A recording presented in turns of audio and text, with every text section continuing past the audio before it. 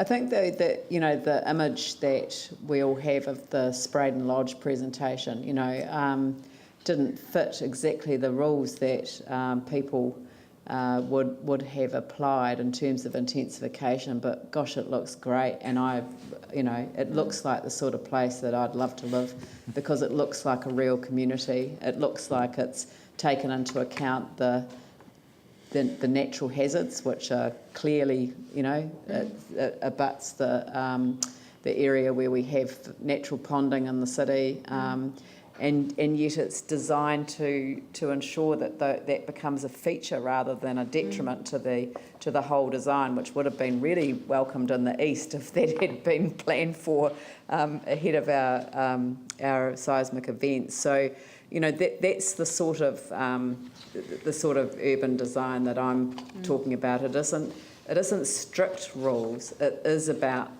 the feel of the thing, and that's what this document, even though it's a legal document designed to meet the implications of the Resource Management Act and all of our requirements in that regard, it is about the look and feel of the new Christchurch, and really giving people a lot of hope about what that new environment will look like and feel like and be easy to traverse. So it's all of that.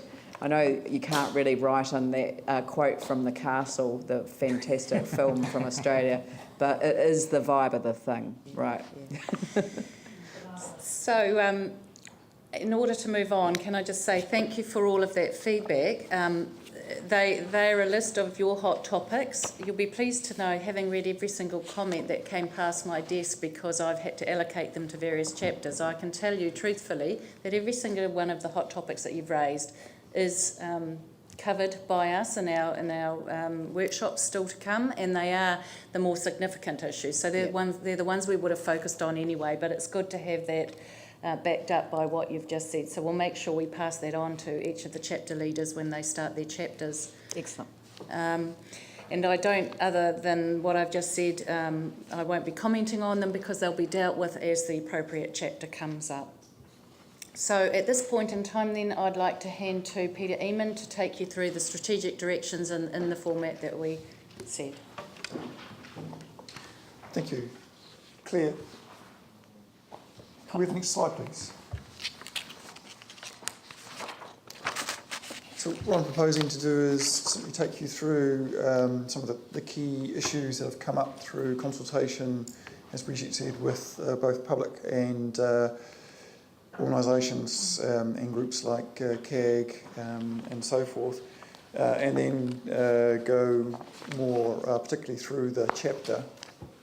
So but before I do that, perhaps just a reminder that the strategic directions chapter is a little bit different from some of the chapters that you'll be looking at, in that it sets strategic direction for the city as a whole. So it has fairly high order objectives and policies, has no rules. And, sorry, there's a question. I'll just query before we got on to this part here, whether with the maps themselves, if we note any errors in the map, where do we want to address those sort of things? Yes, you should be addressing those as well. You could address them any time. Whether or not they're a mistake is another issue. Yeah, well, the pages aren't numbered, but I'm sort of looking at the... if you tell us the map number, that's the easiest way to do it. It's the map number. Oh, map 33.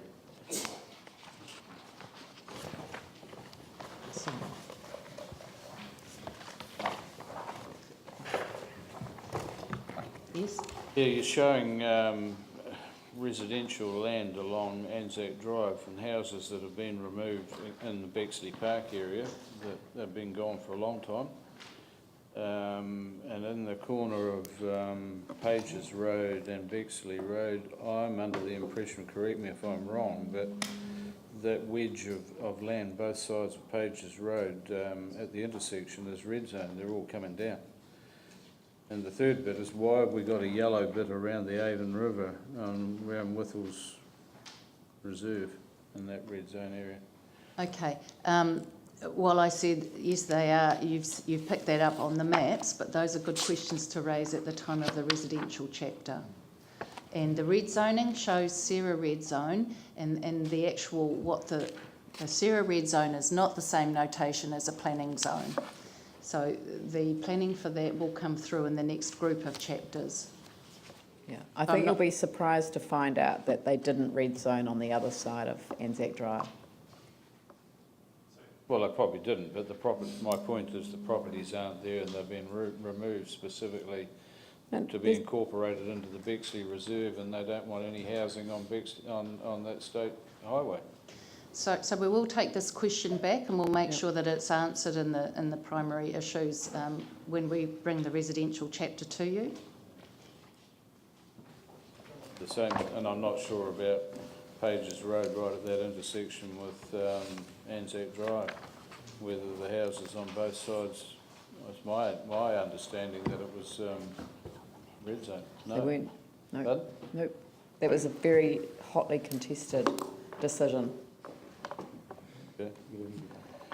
The houses are still there, Most of them have been knocked down. not on the corner. No. Just ask relevant to that.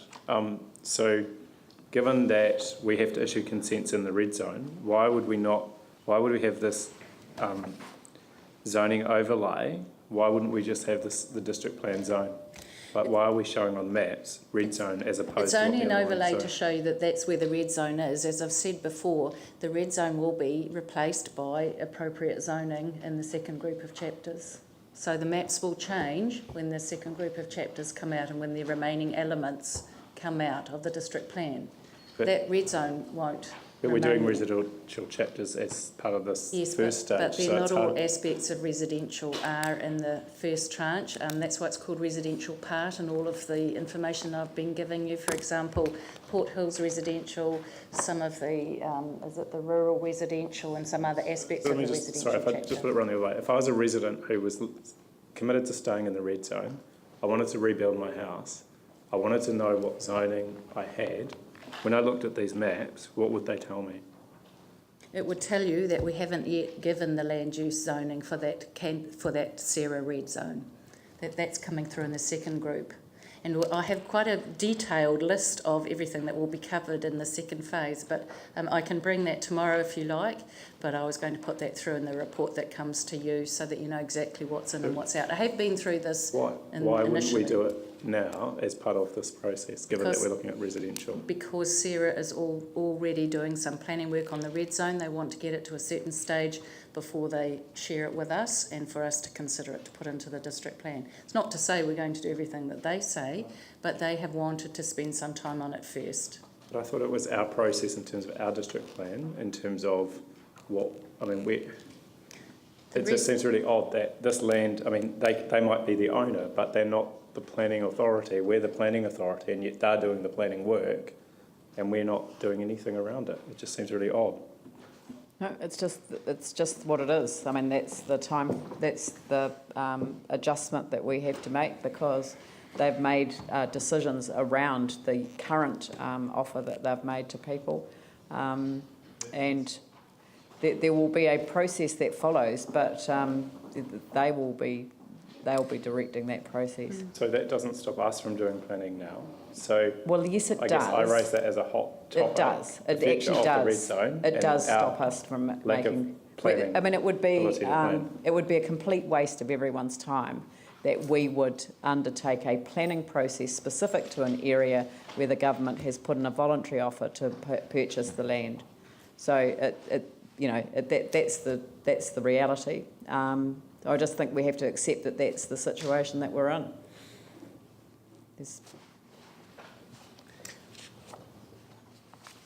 If I just continue on then with the strategic directions chapter, just sort of saying it's a fairly high order chapter. There are no rules in this chapter, and much of what's in this chapter is actually driven by very specific requirements in other statutory documents, national and regional level documents. So moving on to the first issue, which relates to, and most of these issues have only been raised by one person or one organisation. As Brigitte said, we've had very few submissions or consultation responses on the strategic directions chapter. But the first one relates to a proposal that sought that it be made clear that in trying to support the Central City as the principal centre for Christchurch, we would not impose restrictions on the development of suburban centres. That was what was being sought. The recommended response to that is that that's not appropriate.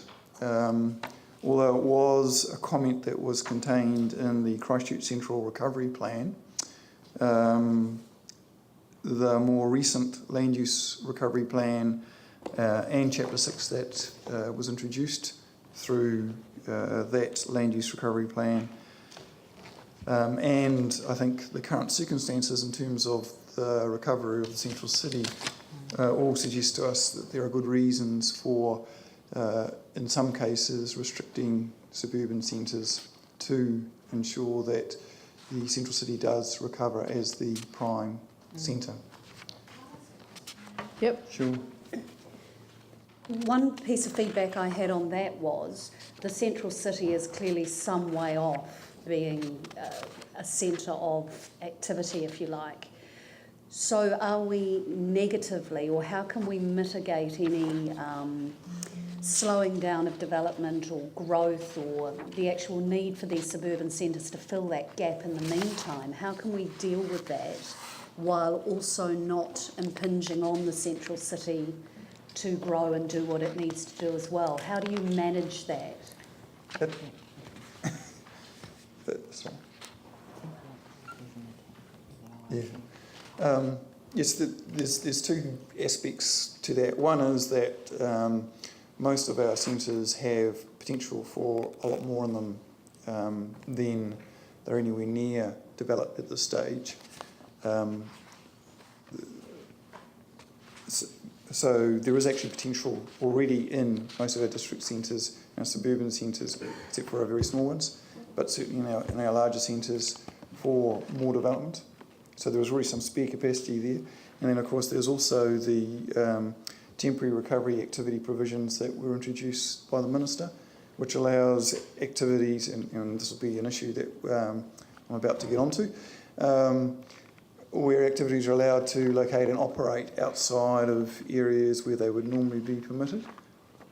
So there are two mechanisms for that.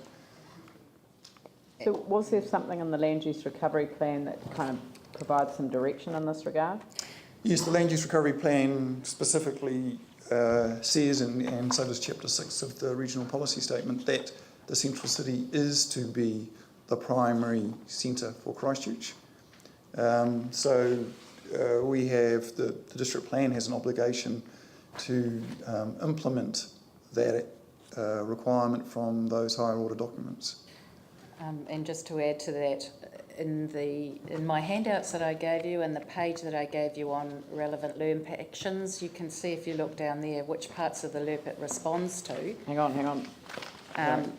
And unfortunately, in the summary LERPs that I gave you, you haven't got the various plan changes, for instance, the Chapter 6 of the RPS, but I can read you out the objective on urban form and settlement pattern that relates to this factor. And it says reinforcing the role of the Christchurch Central Business District within the Greater Christchurch area as identified in the Christchurch Central Recovery Plan. And then it goes on to speak more specifically about its role. There are other objectives around support and maintain the existing network of centres below as the focal points for commercial, community and service activities during the recovery period, and it lists the Central City. And there are several other policies.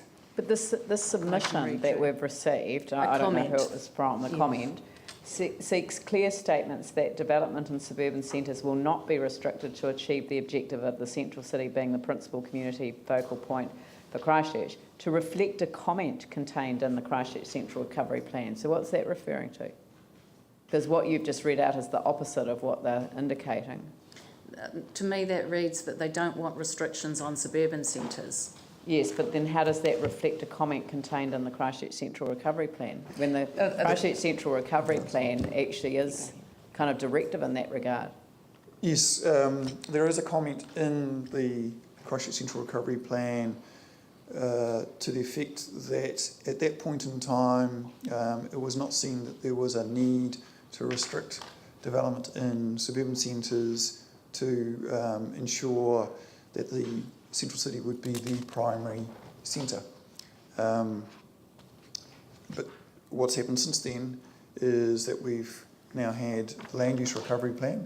This has happened some time afterwards, and that has a very clear directive for us to make sure that the central city is the primary centre. And likewise, there's a similar objective and policy in Chapter 6 of the Regional Policy Statement. So with those documents, with that clear direction, and with the situation in terms of the rate of recovery of the central city as it is at the moment, it is considered appropriate, well, it's not considered appropriate to have a policy direction as is being sought. But you've just said that there is an inconsistency between the Christchurch Central Recovery Plan and the Land Use Recovery Plan, and you've applied the one that speaks to the environment that we find ourselves in today. Yep. But that's not a legal test.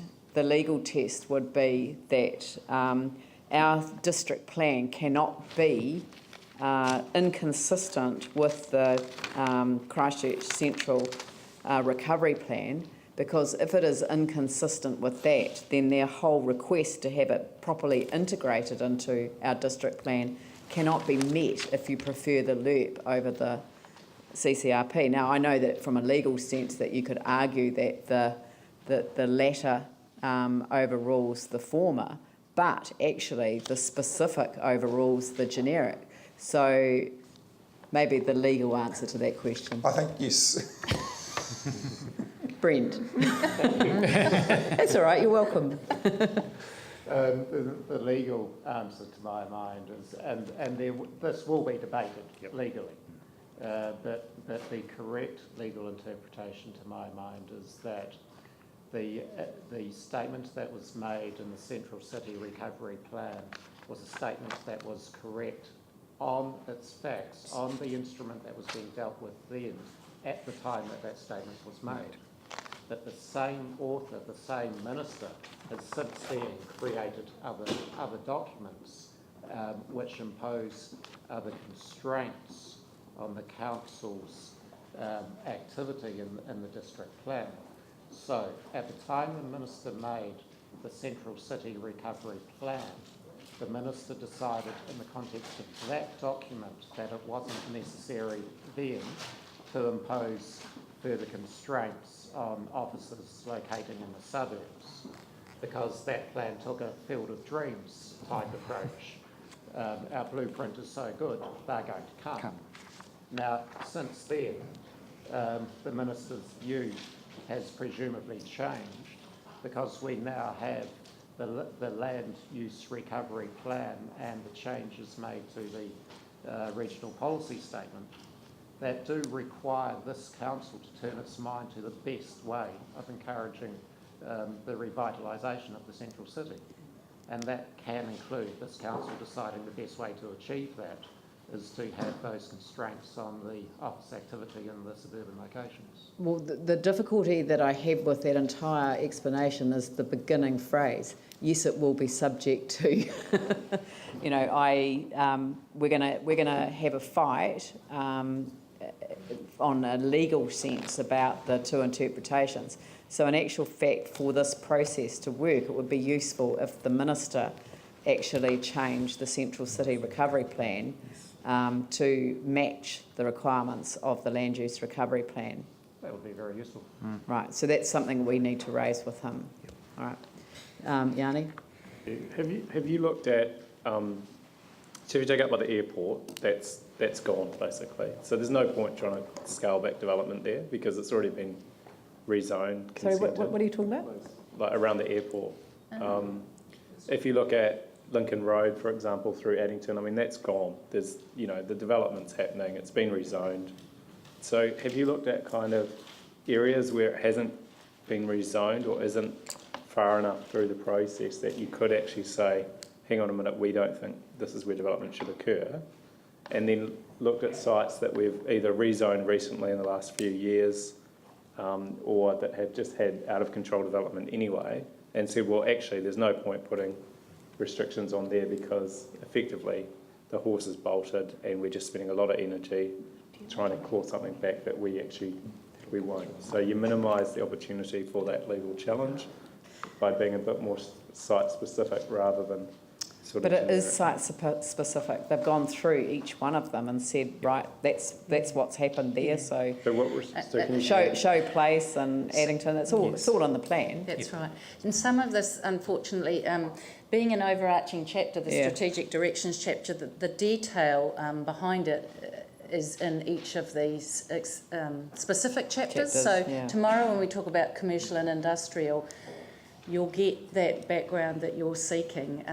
This is very high level what Peter Eamon's doing, and you might even wish to come back to this chapter once you've had, these particular points anyway, once you've had that discussion. From a strategic point of view, does that come through in the strategic directions chapter? That it's not that you've just put a blanket ban on suburban centres development at all across the board, that you've actually taken a strategic approach to recognising where development has already happened, unfettered, and it cannot claw it back versus greenfield sites perhaps, or lower level brownfield sites that where, because development hasn't occurred to the scale it's occurred, you are looking at some sort of restriction. And if so, how's that expressed through here?